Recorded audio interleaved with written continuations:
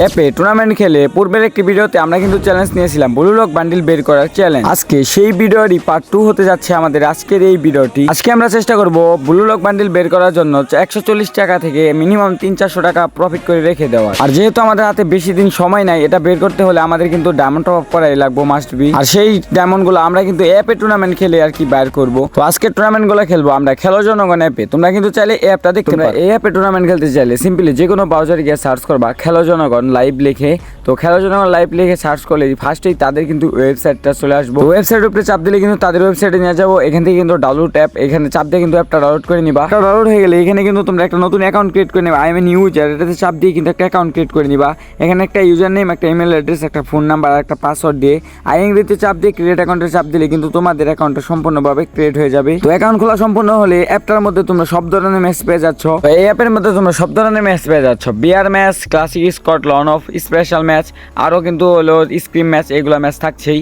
তো অ্যাড মানি করার জন্য উপরে ব্যানার আকারে সবগুলোতে চাপ দিলে তোমরা কিন্তু ভিডিও আকারে পেয়ে যাবা। আর এখানে কিন্তু তোমরা অ্যাড মানি করার জন্য নাম্বার কপি করে শুধু ট্রানজেকশন আইডি দিলে অটোমেটিক কিন্তু টাকা হেড হয়ে যাবো। তো এখনই যাও এই অ্যাপটা, তোরা ধরো টুর্নামেন্ট খেলো আর প্রত্যেক দিন এখান থেকে উইড্রো দিতে পারবা মাত্র 5 মিনিটে। আর এখানে সাপোর্ট সিস্টেম তো কি বলবো, মানে পুরাই আগুন। মাত্র মেসেজ দিবা এন্ড সাথে সাথে কিন্তু রিপ্লাই পেয়ে যাবা। আমাদের কমিউনিটিতে এটাই মনে হয় ফার্স্ট অ্যাপ যেটাতে তোমরা সব থেকে ট্রাস্টেড ভাবে গেম প্লে করতে পারবা। এই অ্যাপ হতে যাচ্ছে কমিউনিটি সব থেকে ট্রাস্টেড অ্যাপ। তোমরা যদি এটাতে এখন থেকে রেগুলার গেম প্লে করা শুরু করো, আশা করি ভালো একটা ফিডব্যাক দিতে তোমরা বাধ্য হবা। তো আর কি দেরি করছো, যাও অ্যাপ ডাউনলোড করে কিন্তু রেগুলার টুর্নামেন্ট খেলো। চ্যালেঞ্জ কমপ্লিট করার মিশনের ফার্স্ট ম্যাচে আমরা নামছিলাম রিম নামে। তো রিম নামে নামে আমরা এখান থেকে হালকা পাতলা লুট করে নেই। আশেপাশে লুট করা শেষ হলে আমরা কিন্তু উপরের দিকে একটা প্যাড মারি, যেখানে কিন্তু 2টা প্লেয়ার দেখাইছিল, যার কারণে লঞ্চেট মেরে করে সাদের উপরে চলে আসি। আইসা দিয়ে এখানে 4টা প্লেয়ার, মানে এখানে কিন্তু আমরা থার্ড পার্টি পাইয়া যাই। আর এখানে আইসা কিন্তু ওরা থার্ড পার্টি মাইরা দিই একদম। তো যাই হোক এখান থেকে একটা কিল দুজনে পাইয়া যায়, মানে 2টা কিল দুজনে পাইয়া যায়। অ্যান্ড লাস্ট ওয়ান প্লেয়ার যেটা ছিল ওটা কিন্তু একটা কিল চুরি করে এখান থেকে বাগতাছে, যার কারণে আমি উপর থেকে নাইমা যাই আর কিন্তু ওর পিছন পিছন যাওয়া শুরু করি। এই মুহূর্তে দিয়ে যে আবার হাইপার কিল করতেছে, মানে এসবি হাইপার, সে কিন্তু এই ম্যাচটাতে আছে। তো যাই হোক এখানে আসছে দিই যে আর কি এখান থেকে প্লেয়ারটা চলে গেছে। তো মোর সাইডে যে কোন দিকে গেছে এই ক্যারেক্টারটা জ্বালায় কিন্তু বাঁচা যাইতেছে না। কোন জায়গা থেকে প্লেয়ার যে চলে যায় বলার বাইরে। হঠাৎ করে দিই যে আমার ছোটো বাইরে দেখি ডাউন করে দিছে। এদিকে আমার ছোটো ভাই বলতেছে ওর নাকি নেট নাই, মানে 90 মারছিল। এই সুযোগে কিন্তু দিয়ে ওরে মাইরা দিছে। একটু জন্য রিয়াপ দিতে পারি না, কারণ আমি অনেক নিচে পড়ে গেছিলাম। তো ডালুর থেকে আমি উপর দিকে উঠতে সময় আবার আমারও ড্যামেজ লাগাই দিছিল। তো এখন আমার কাছে বিকল্প হচ্ছে ওর সাথে ফাইট করা, তাছাড়া এখান থেকে কিন্তু বাইর হইতে দিব না। তো আমি এখান থেকে ঘুরে এসে রাশ করি, তখনই দিই যে আর কি পোলায় বাইর হইয়া লঞ্চ সেট ডিরেক্ট মাইরা দিছে। তো আমি আবার লঞ্চ সেট মাইরে চলে আসি, কিন্তু এখানে আইসা দেখি যে আর কি প্লেয়ারটা নাই, মানে কোন দিকে জানি আর কি চলে গেল মোর সাইডে। সাউন্ড শুধু পাইছিলাম এখানে আইসা। তো এখানে আমি আর কি ওরে আর পাই না, অনেক খোঁজাখুঁজি করি, তারপর অনেক সাইড দিয়ে, যার কারণে চলে আসি ক্লক টাওয়ারে। ক্লক টাওয়ারে এখানে আসার পর এখান থেকে হালকা পাতলা লুট করে আর জিপলাইনটা মাইরা দিই। আর জিপলাইন মাইরা কিন্তু উপরের দিকে চলে যেতেছিলাম, কেননা পিকের উপরের দিকে জোন ছিল। তখন এই যে আমার ক্লক টাওয়ার থেকে ভাই কি মাইর শুরু করছে, মানে প্লেয়ারটা ওইখানে ছিল, হয়তো আমারে দেখছিল, মেবি আমি দেখছিলাম না। আমি তো ওরে মারমই জানি ওই জিপলাইনটা আসলেও আসতে পারে, যার কারণে কিন্তু আমি এখানে নাইমা যাই। তো এখানে নাইমা একটা কয়েন ছিল, যেটা ফুটায় কয়েনটা নিয়ে নেই। আর এখানে ছিল গ্রামীণ টাওয়ার, এটার পিছনে কিন্তু আর কি হোল্ড করতেছিলাম। অ্যান্ড লাস্ট জুন পর্যন্ত যেহেতু আমরা এখানে জুন পাইছিলাম, যার কারণে এখানেই হোল্ড করে কাটাই দিই। অ্যান্ড পশ্চিমক থেকে একটা প্লেয়ার ঢুকতেছিল, যেটা দেখে কিন্তু হালকা পাতলা সিটটি শর্ট লাগাই দিই। আর এখন আমি জানি ওই কিন্তু উপর থেকে ওঠার জন্য মনস্ট্রাক বা লঞ্চ প্যাড ইউজ করবো। আর যার কারণে আমি এখানে কিন্তু স্কুপ করে জুমিং করে ফায়ার করার ট্রাই করতেছিলাম। তো দেখতেই পারতেছো দাপ করে দিয়ে লঞ্চ সেট মাইরা দিছে, কিন্তু আমি এখানে জুম আউট করে কিন্তু মাইরা দিই। তো লঞ্চ প্যাড উপরে ওঠার কারণে ওর ক্যারেক্টার উঁচু হয়ে গেছিলো, যার কারণে কিন্তু গোলালের উপর দিয়ে আমি আর পার করে মাইরা দিতে পারছি। তো তারপরে এখান থেকে জুন সিংটা দেয়, এখান থেকে জুন পাই না, যার কারণে কিন্তু উপরের দিকে চলে আসি। আর উপরের দিকে এখানে ডালুটা যদি ধরে রাখতে পারি, এখানে আমরা কিন্তু একটা ভালো পজিশন ধরতে পারবো।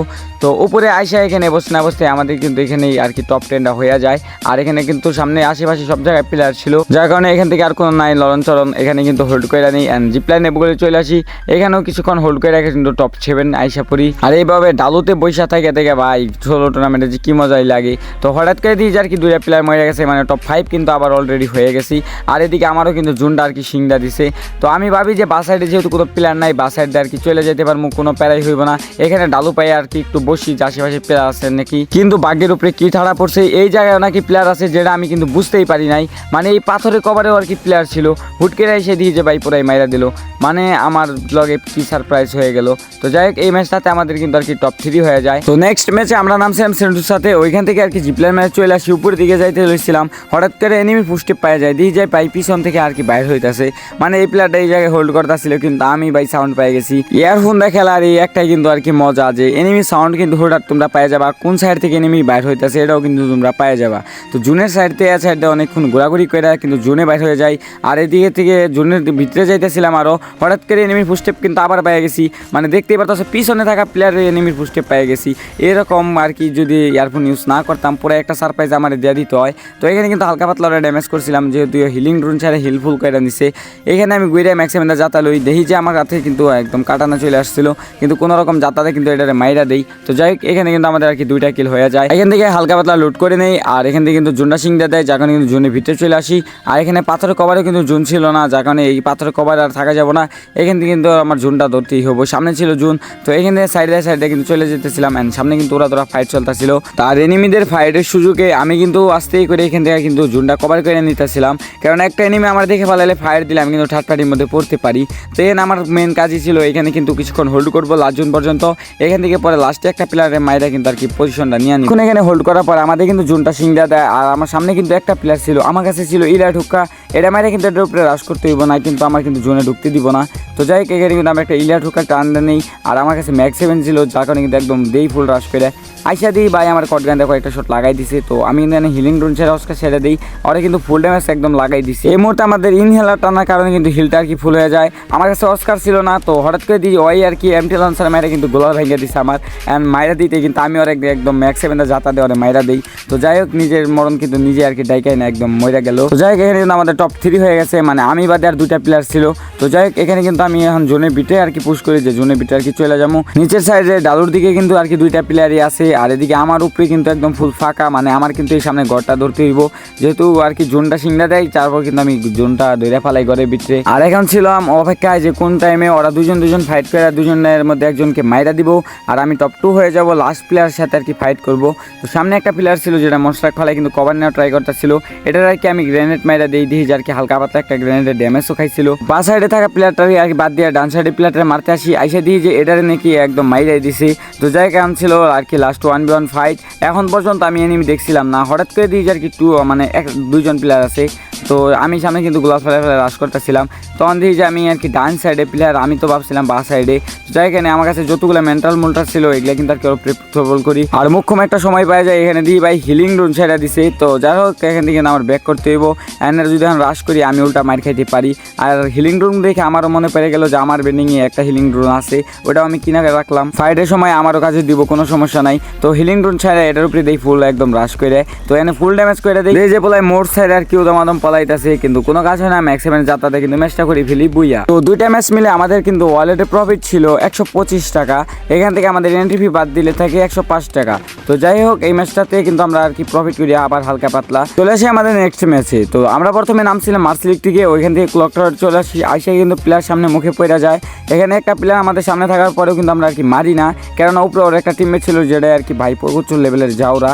তো যাই হোক এখানে কিন্তু আমরা অনেকক্ষণ হোল্ড করতে দিই, একটা মুখ্যম সময় পাওয়া যায়, একটা প্লেয়ার দিয়ে আর কি আমাদের জুম করে মারার চেষ্টা করতেছে, এনে জুম করে কয়েকটা ফায়ার দিয়ে যে হেডশট লাগিয়ে গেছে। তো এখন আমাদের নিচের প্লেয়ারটার উপরে কিন্তু রাশ করে দেওয়া কিন্তু কোনো প্রকারে ভুল হইব না, ওই নিচের প্লেয়ারটার উপরে কিন্তু রাশ করতেই হইব।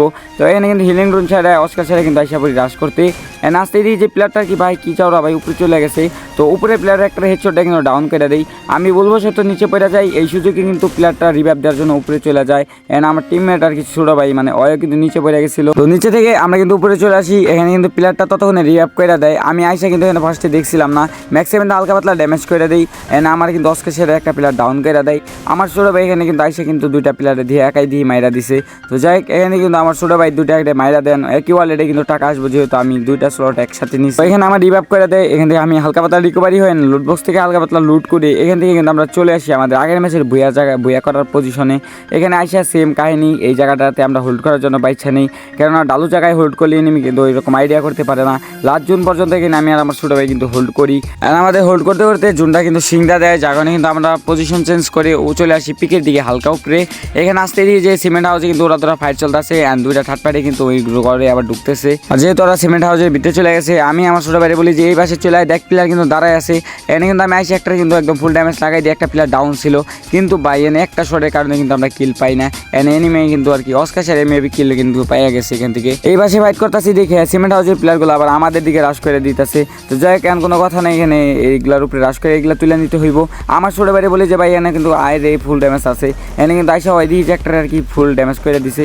আমি হালকা পাতলা ড্যামেজ দিতে হয়, ডাউন করে দেয়। আমিও এখানে কিন্তু আর কি ওরে প্যাক করে ফেলা একদম ফুল। আর লাস্ট ওয়ান প্লেয়ার ছিল যেটা আর কি আমরা মারতে হইব, কারণ আমাদের এন্ট্রি ফি তুলতে হইবে। এখন পর্যন্ত আমাদের কিন্তু কিল ছিল 0টা। এনে হালকা ড্যামেজ দিতে আমার ছোটো ভাই আর কি কিল পাওয়া যায়। অ্যান্ড কোনো রকম কেসির জন্য কিন্তু আমি এনিমিদের থার্ড পার্টি থেকে আর কি পাইচা যাই। এই ফাইটটা শেষ করতে না করতে আমাদের এখানে টপ 2 হয়ে গেছে। আর এইদিকে সামনে থাকা প্লেয়ারগুলো আমাদের উপরে কিন্তু পুরো রাশ করতেছে। আর এখন পর্যন্ত আমার কিন্তু ছিল আর কি 0 কিল।